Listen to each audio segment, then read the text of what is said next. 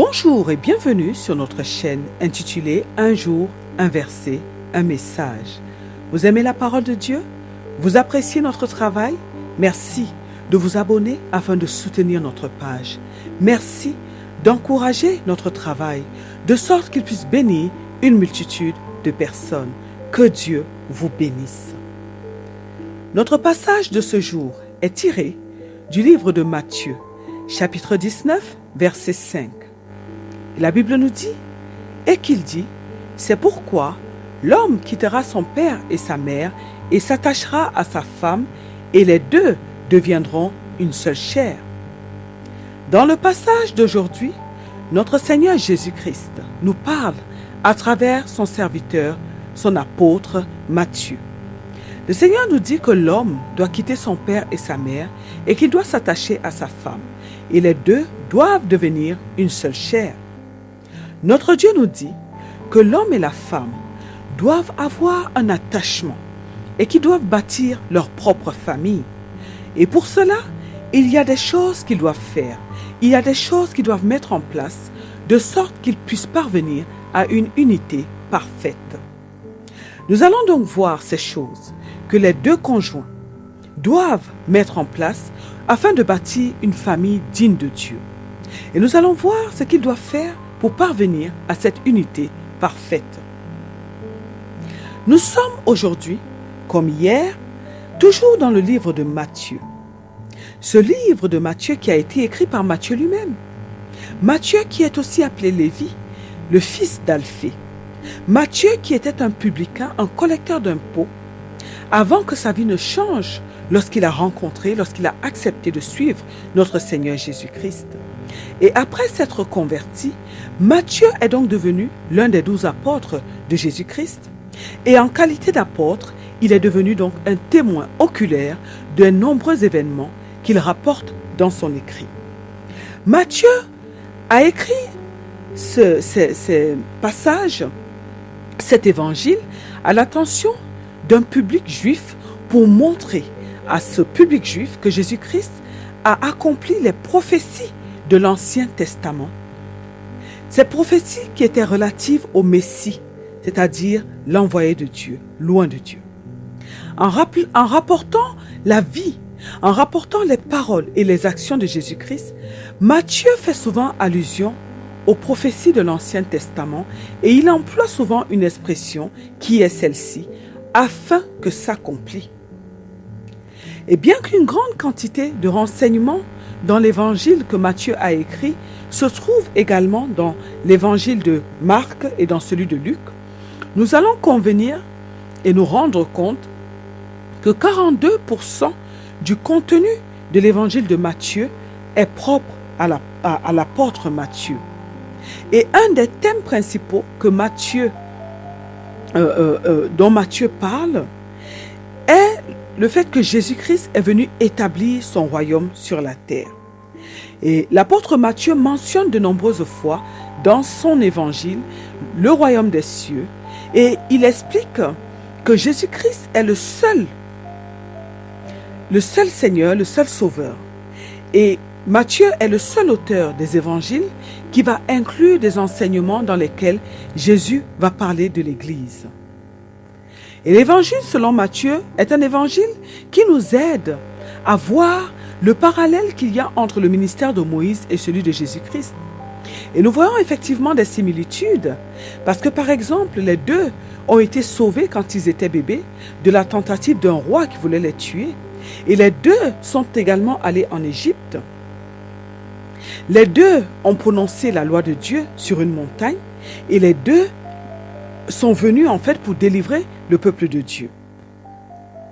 L'étude du livre de Matthieu nous aide à bien connaître le ministère et les paroles de Jésus-Christ. Il nous permet d'être affermis dans notre témoignage du fait que Jésus-Christ est le sauveur du monde, du fait que Jésus-Christ est le Messie, c'est-à-dire loin de Dieu. Le Messie, loin de Dieu, qui avait été promis et dont tous les prophètes de l'Ancien Testament avaient parlé. Aujourd'hui, nous allons plus nous intéresser à l'aspect du mariage qui nous est présenté dans ce livre par notre Seigneur Jésus-Christ. Dans le passage d'hier, qui était tiré du livre de Matthieu chapitre 19 verset 4, nous avons parlé de la nature éternelle du mariage. Nous avons dit que l'homme et la femme ont été créés à deux. Parce que notre Dieu avait pour objectif en fait de créer un couple qui allait se multiplier sur la terre, un couple qui allait dominer non seulement sur le monde des ténèbres, mais également sur la terre, sur toute la création. Un couple qui allait régner sur la terre et qui allait rester, les deux allaient rester ensemble jusqu'à la fin de leur vie, afin d'accomplir les desseins de Dieu. Et nous avons dit que Dieu a créé une femme pour chaque homme, du moins pour chaque homme qui est destiné à se marier sur la terre.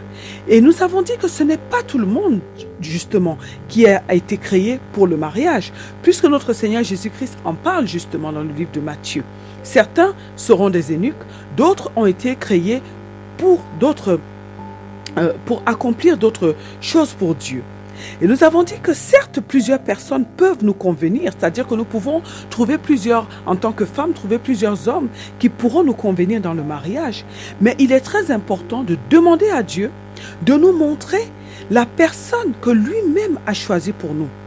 La personne qu'il nous a destinée, avec laquelle nous sommes censés entrer dans le mariage et accomplir les desseins de Dieu. Car c'est uniquement cette personne qui va nous rendre heureuses. C'est uniquement avec cette personne que nous pourrons accomplir les desseins de notre Père. Nous avons dit que plusieurs mariages échouent à cause du fait que les personnes qui veulent entrer dans le mariage ne font pas le bon choix. Ils font un choix qui est basé sur les émotions, un choix qui est basé sur les sentiments, un choix qui est basé sur ce qu'ils voient, un choix qui est basé sur la beauté de la personne qu'ils voient. Et nous avons dit que nous devons absolument consulter Dieu concernant notre futur conjoint. De plus, nous ne devons pas laisser tout le monde entrer dans notre vie facilement, car notre ennemi, le diable, rôde, la Bible nous le dit, cherchant qui dévorer. Et il met sur notre chemin des personnes qui vont entrer dans notre vie pour nous faire rater notre destinée. Et nous pouvons alors rencontrer des personnes comme des sorciers, comme des sorcières, des personnes qui sont habitées par des esprits méchants, des personnes qui viendront en fait pour détruire notre vie. Or, la vie est le plus grand cadeau que Dieu nous a fait et nous devons chérir cette vie. Nous avons dit que le choix du conjoint est primordial pour la réussite de notre mariage et la réussite de notre vie. C'est pourquoi nous ne devons absolument pas faire ce choix sans l'approbation de notre Dieu. De plus, nous devons prendre le temps nécessaire pour connaître chaque personne qui veut entrer dans notre vie, chaque personne qui veut cheminer avec nous, sans tenir compte de notre horloge biologique, ni du temps qui passe. Car effectivement, beaucoup de femmes notamment, à cause du fait qu'elles prennent de l'âge, se précipitent dans le mariage parce qu'elles se disent qu'elles auront un certain âge et ce sera difficile pour elles de concevoir. Non, nous ne devons pas tenir compte de ces critères-là pour faire le choix de notre conjoint. C'est très dangereux. Nous devons faire des enquêtes pour savoir à qui nous avons affaire. Nous devons tout faire pour connaître la personne avec qui nous voulons nous engager dans le mariage dans les moindres détails. Nous devons la connaître spirituellement. Qui est son père spirituel? Quelle est sa vie spirituelle? Quelle est sa relation avec son Dieu? Nous devons connaître sa famille. Qui sont ses parents? Quelle est l'éducation des parents? Nous devons la connaître dans tous les domaines. Connaître son entourage, ce qui est très très important. Nous avons dit que nous devons entrer en nous-mêmes pour comprendre quelles sont les motivations qui nous poussent à nous précipiter dans le mariage, qui nous poussent à nous précipiter dans le lit d'une personne. Car plusieurs personnes aujourd'hui n'ont plus de retenue. Ce sont des personnes qui couchent avec le premier venu sans se poser des questions et nous trouvons cela même au milieu des enfants de Dieu. Alors nous avons dit que nous devons essayer de comprendre ce qui nous pousse à faire ces choses. Et nous avons dit que nous devons nous poser les bonnes questions de manière à ce que nous ne puissions pas commettre toutes ces erreurs.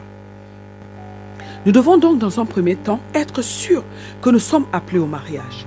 Ensuite, nous devons absolument nous tourner vers notre Dieu, lui qui connaît notre futur conjoint, lui qui a choisi la personne qui nous est destinée. Nous devons prendre le temps de faire les choses. Nous devons du moins nous préparer, nous devons nous former s'il le faut, afin que nous puissions réussir notre mariage. Que Dieu nous aide à faire les choses comme il se doit, afin que nous ne puissions pas détruire notre vie à cause du mariage. Amen. Aujourd'hui, nous voulons parler du fait que les deux conjoints doivent quitter leur famille de naissance pour aller créer leur propre famille. Et lorsqu'on parle de quitter, on ne parle pas seulement de se déplacer physiquement, mais on parle également de se détacher émotionnellement, de se détacher spirituellement. On parle de rompre tous les liens qui pourraient nous handicaper dans notre nouvelle relation, qui pourraient nous handicaper lorsque nous allons vouloir construire notre propre famille. Le fait de quitter est très important parce que ça va jouer par rapport au nouveau couple qui va se créer. L'homme comme la femme, puisque les deux vont quitter leur famille, les deux vont devoir devenir indépendants de leur famille de naissance, de leurs parents. Et avant, ils dépendaient d'eux, ils dépendaient des parents pour tous leurs besoins, pour tout ce qui est de la couverture spirituelle également, pour ce qui est de leur façon de voir les choses, parce qu'ils allaient vers les parents pour demander conseil à ces parents-là. Mais aujourd'hui, le Seigneur veut que l'homme s'attache à sa femme et que les deux deviennent une seule chair. L'homme doit devenir un avec sa femme. Et désormais, elle joue le rôle, donc la femme va jouer le rôle de sœur, le rôle de mère, le rôle d'ami, le rôle d'enfant spirituel, parce que l'homme en fait devient celui qui va la couvrir spirituellement. Il devient celui qui va prendre soin de sa femme. Et la femme va donc abandonner la maison de ses parents pour suivre son mari dont elle va dépendre désormais. Et le mari va jouer le rôle du père, le rôle que le père jouait dans la vie de la femme. Il devient donc son frère dans le Seigneur, il devient son ami, il devient son pasteur, son prophète. Il devient la première personne, après Dieu bien entendu, vers qui sa femme va se tourner et la première personne envers qui elle aura des attentes. Et c'est donc une lourde responsabilité et l'homme et la femme doivent donc être préparés pour pouvoir pour pouvoir tenir ces multiples rôles au sein de leur foyer. Et si Dieu a précisé que l'homme doit quitter son père et sa mère, ce n'est pas un hasard. Nous allons remarquer que Dieu demande certaines choses à l'homme et il demande d'autres choses à la femme, notamment le fait de bâtir. Le livre de Proverbes chapitre 14 verset 1 nous dit que la femme sage bâtit sa maison et l'insensé la renverse de ses propres mains. C'est à la femme que Dieu demande de bâtir. Mais Dieu a demandé à l'homme de quitter son père et sa mère afin de s'attacher à sa femme. Ici, c'est à l'homme que Dieu demande de quitter. Pourquoi? Parce que l'homme est celui qui va aller construire une autre famille. Il est le chef de la nouvelle famille. Alors, Dieu lui dit de se détacher pour lui dire qu'il doit maintenant être un homme responsable. Celui qui est responsable sait qu'il ne peut plus compter sur ses parents pour ses besoins. Il est désormais autonome. Il est désormais indépendant. Et lorsque l'homme quitte son père et sa mère, il quitte leur couverture spirituelle, il quitte leur autorité et il devient lui-même une autorité, il devient lui-même une couverture spirituelle. Et l'homme va donc commencer à mettre en place les éléments qui vont l'aider à construire une famille solide. Il va désormais vivre pour deux et non pour lui-même.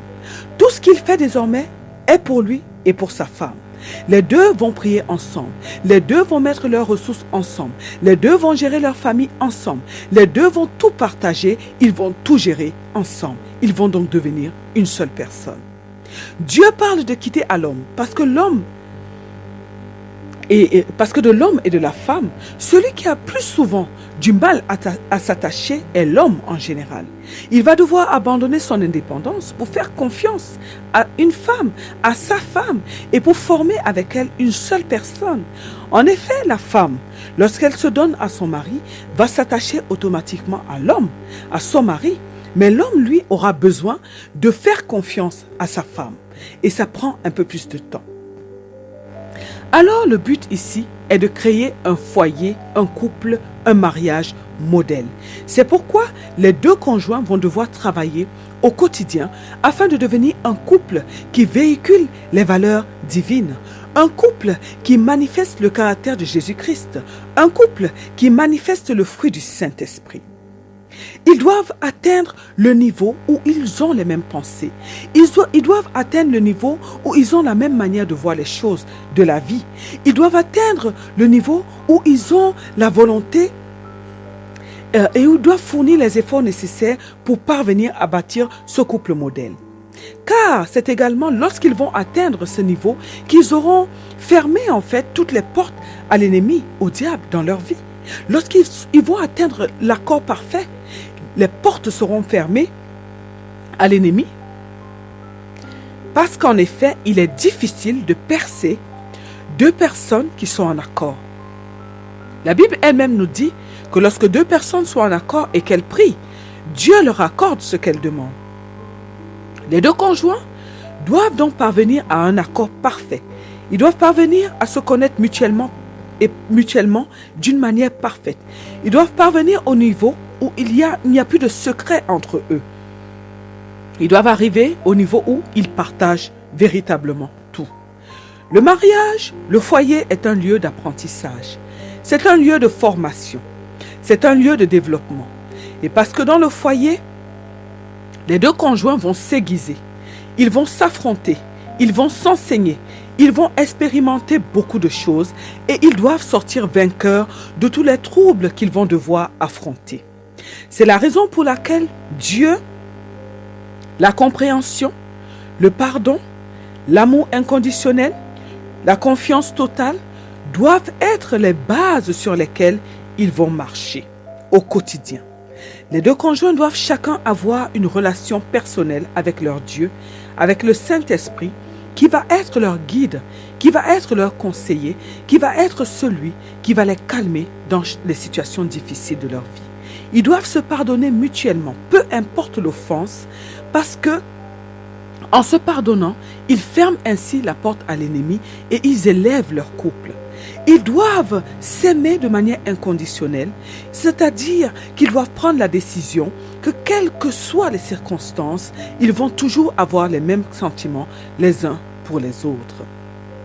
Ils doivent avoir une confiance totale l'un en l'autre parce que la confiance est similaire à la foi et là où il y a la foi, il y a la victoire. Ils doivent donc baser leur relation sur des fondements solides, sur des valeurs solides, sur des principes de Dieu qui sont solides. Et lorsque les deux conjoints vont donc s'appuyer sur Dieu, ils vont toujours s'en sortir face à leurs difficultés parce que celui qui marche avec Dieu ne sera jamais confus. Celui qui se confie à Dieu ne sera jamais confus. Nous avons donc compris que Dieu veut que les deux conjoints puissent construire un foyer modèle, un foyer qui honore Dieu. Le Seigneur veut que les deux conjoints deviennent une seule chair, une seule personne, une seule pensée, une seule direction, une seule vision. Et c'est donc le travail de toute une vie. Un travail quotidien, sans se lasser, sans se décourager, sans abandonner en chemin. Nous avons compris à travers le texte d'aujourd'hui ce que notre Dieu demande à chaque couple chrétien, à chaque couple qui est constitué par ses enfants, par ses fils et ses filles. Alors, mes bien-aimés dans le Seigneur Jésus-Christ, c'est à nous d'accepter cette pensée de Dieu. C'est à nous de décider de la mettre en pratique et nous verrons que nous allons vivre une relation merveilleuse. Nous allons vivre des mariages heureux, des couples épanouis et des couples qui honorent donc notre Dieu. Que Dieu nous aide à y parvenir. Prions aujourd'hui afin que Dieu nous donne la capacité de quitter véritablement nos parents pour nous attacher complètement à notre conjoint, qui nous aide à travailler tous les jours de notre vie afin que nous puissions devenir un avec notre conjoint et afin que nous puissions construire des couples qui honorent Dieu. Prions afin que Dieu nous donne la capacité de construire notre couple sur des valeurs divines, sur des principes spirituels solides, sur l'amour inconditionnel, sur le pardon, sur la confiance totale, sur la compréhension, sur toutes les valeurs qui nous aideront à construire ce couple modèle dont l'Éternel nous parle. Prions afin que Dieu nous donne la capacité de valoriser le mariage, afin qu'en le valorisant, nous puissions donner de l'espoir à d'autres personnes qui ne croient plus au mariage, au nom puissant de notre Seigneur Jésus-Christ. Amen. Que Dieu bénisse votre journée, qu'il vous bénisse éternellement et à très bientôt sur notre chaîne. Un jour, un verset, un message.